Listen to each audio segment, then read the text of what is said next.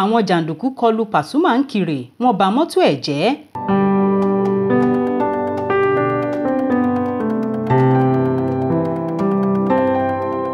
òwe Yorùbá kan sọ pé ikú tí ìbá pani bó bá ṣíni ní fìlà ká máa dúpẹ́ ni o.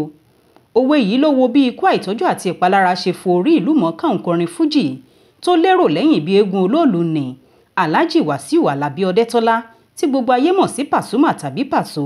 lópin ọ̀sẹ̀ tó kọjá yìí níṣe làwọn olólùfẹ́ ọkùnrin náà ń kí ikú ewu tí wọ́n sì ń ṣépè burúkú fáwọn tó fẹ́ paná ẹ̀ṣọ́ ìbà baraka lójijì yìí.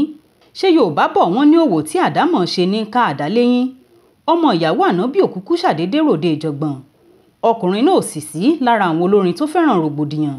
iṣẹ́ orin kíkọ ló gbé Àlàbí Pasuma lọ ìlú Ìkirè ní ìpínlẹ̀ Ọ̀ṣun lọ́jọ́ sátidé ọjọ́ 17 oṣù karùn-ún ọdún 2025 yìí. ètò ayẹyẹ ìfinijoyè pàtàkì kan ni olórin náà torí ẹ̀ tẹkọ̀ létí. láti ìrọ̀lẹ́ ọjọ́ sátidé náà títí di àṣálẹ́ gbẹ̀rẹ́ ni ọ̀gá ńlá fújì yìí forin aládùn dá àwọn olólùfẹ́ rẹ̀ lára yá ní gbọ̀ngàn ayẹyẹ GT Event Center tó wà nílùú Ìkirè níbi tí ayẹyẹ ìfinijoyè olóyè Wàsíù Adémọ́lá Abdulsalam Àjànàkú tó joyè mọ̀gbẹ̀dẹ̀ tí ilẹ̀ Ìkirè ti wáyé. ìta fàájì gbọ́ pé kò sí wàhálà kankan títí tí eré fi parí tí kálukú sì ti ń kọrí sí ilé rẹ̀ láfẹ̀mọ́jú. òwúrọ̀ kùtù ọjọ́ Sunday ọ̀hún ni Pasuma àti àwọn ọmọọṣẹ́ rẹ̀ gbéra láti máa padà bọ̀ ní Èkó tí wọ́n ti wá.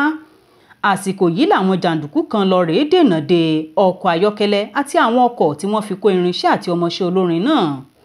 wọ́n dá wọn lọ́nà wọ́n ń béèrè owó kó lójú sì tó ṣẹ́.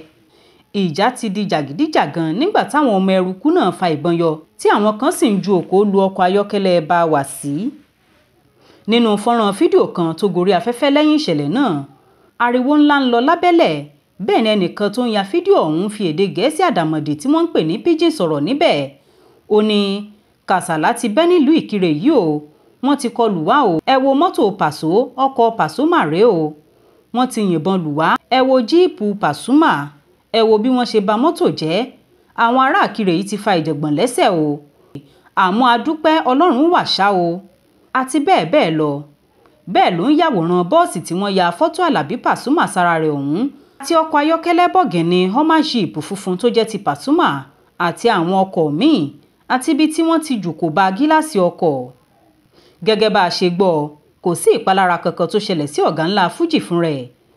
òun àtàwọn ọmọọṣẹ́ rẹ̀ sì ti dé ibùgbé wọn padà ní Èkó lálẹ́ ọjọ́ Sunday ọ̀hún. ìta fàájì gbìyànjú láti bá Pasuma sọ̀rọ̀ àmọ́ kò gbé aago rẹ̀ bẹ́ẹ̀ ni kò tí ì ṣeé ṣe láti gbọ́ ọ̀rọ̀ lẹ́nu àwọn ọmọọṣẹ́ rẹ̀ títí di bá a ṣe ń sọ yìí iléeṣẹ́ ọlọ́pàá ìpínlẹ̀ Ọ̀ṣun ò tí ì sọ̀rọ̀ lórí ìṣẹ̀lẹ̀ aburú yìí. Faith Adébọlá ló ṣàkójọpọ̀ ìròyìn yìí fún ìkànnì ìta fàájì. Olúwatósìn Adéwuyì ló ń ròyìn.